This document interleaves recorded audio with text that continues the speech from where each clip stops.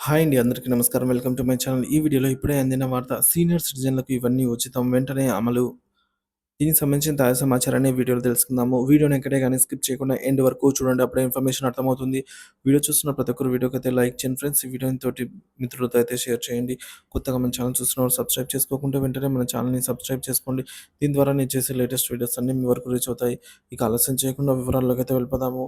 So friends, ఇక విషయానికొచ్చినట్లయితే ఆయుష్మాన్ భారత్ పథకం కింద 6,00,00,000 మంది వృద్ధులకు ఆరోగ్య బీమా ప్రభుత్వం కీలక నిర్ణయం. భారత ప్రభుత్వ వృ భారత ప్రభుత్వం వృద్ధుల ఆరోగ్య సంరక్షణపై కీలక నిర్ణయం తీసుకుంది.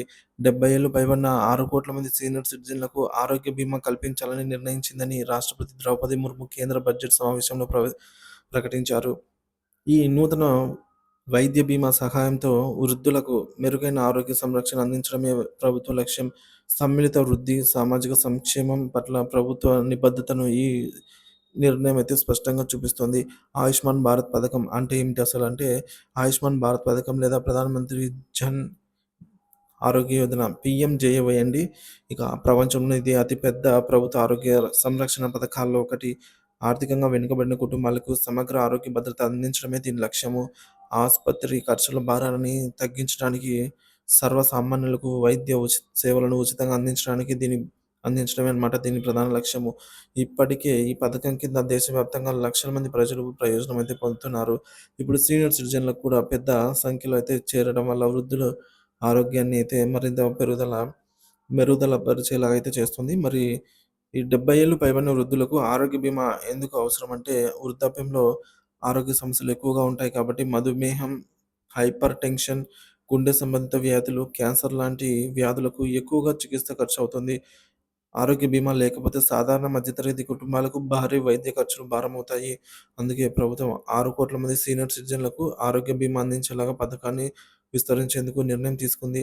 ఇక మూడవదండి, 6,00,00,000 మంది వృద్ధులకు కొత్త ఆరోగ్య బీమా వల్ల కలిగే ప్రయోజనాలేంటంటే, ఆరోగ్యంగా ఆర్థికంగా బలహీన వృద్ధులకు ఉచిత వైద్య సేవలు, హాస్పిటల్ ఖర్చులను భరించగల సామర్థ్యము, ప్రయోజనాలు పొందే వృద్ధుల సంఖ్య పెరగటం వల్ల మరింత సమగ్రంగా వైద్య సంరక్షణ, ఆరోగ్య సమస్యల కారణంగా ఆర్థికంగా కుదేలయ్యే అవకాశాలు తగ్గించడం, ముందస్తు వైద్య పరీక్షలు, ప్రాథమిక చికిత్సలు ఉచితంగా అందించడం. కేంద్ర ప్రభుత్వం నిర్ణయం వల్ల వృద్ధుల ఆరోగ్యంపై ప్రభావం అయితే ఈ విధంగా ఉండిపోతుంది. పెరుగుతున్న వైద్య ఖర్చులను తట్టుకోవడంలో సీనియర్ సిటిజన్‌లకు ఇది సహాయపడుతుంది. చాలామంది వృద్ధులు సరైన ఆరోగ్య సంరక్షణ పొందలేకున్న స్థితిలో ఈ పథకం వారి ఆరోగ్య భద్రతను పెంచుతుంది. వృద్ధుల జీవిత నాణ్యత మెరుగుపరచడంతో పాటుగా కుటుంబ సభ్యులపై ఉన్న ఆర్థిక భారం తగ్గుతుంది. దేశవ్యాప్తంగా వృద్ధుల ఆరోగ్య సేవలను మరింత సమగ్రంగా అభివృద్ధి చేసేందుకు ఈ బీమా కీలక పాత్ర పోషిస్తుంది. ప్రభుత్వం ఎలా అమలు చేయనుంది అంటే, ప్రభుత్వం ఆయుష్మాన్ భారత్ పథకాన్ని మరింత విస్తరిస్తూ 70 ఏళ్లు పైబడిన 6,00,00,000 మంది సీనియర్ సిటిజన్లను ఇందులో చేర్చనుంది. ఇప్పటికే ఉన్న ఆసుపత్రుల శ్రేణిని విస్తరించి వైద్య సేవలు మరింత సమర్థంగా అందించేందుకు చర్యలైతే తీసుకోనుంది. రాష్ట్ర ప్రభుత్వాల సహకారంతో సీనియర్ సిటిజన్లకు మరింత మెరుగైన వైద్య సేవలు అందేలాగా చూసే అవకాశం ఉంది. ప్రత్యేక ఆరోగ్య శిబిరాలు ఏర్పాటు చేసి వృద్ధుల ఆరోగ్య పరీక్షలను ఉచితంగా నిర్వహించే ప్రణాళిక కూడా ప్రభుత్వానికి ఉంది.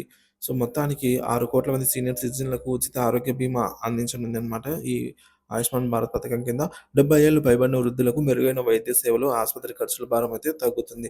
వృద్ధుల ఆరోగ్య నాణ్యత పెరుగుతుంది. జీవన విధానం మెరుగవుతుంది. కేంద్ర ప్రభుత్వం సమగ్ర ఆరోగ్య సంరక్షణ కోసం అయితే కీలక అడుగులు వేస్తుంది.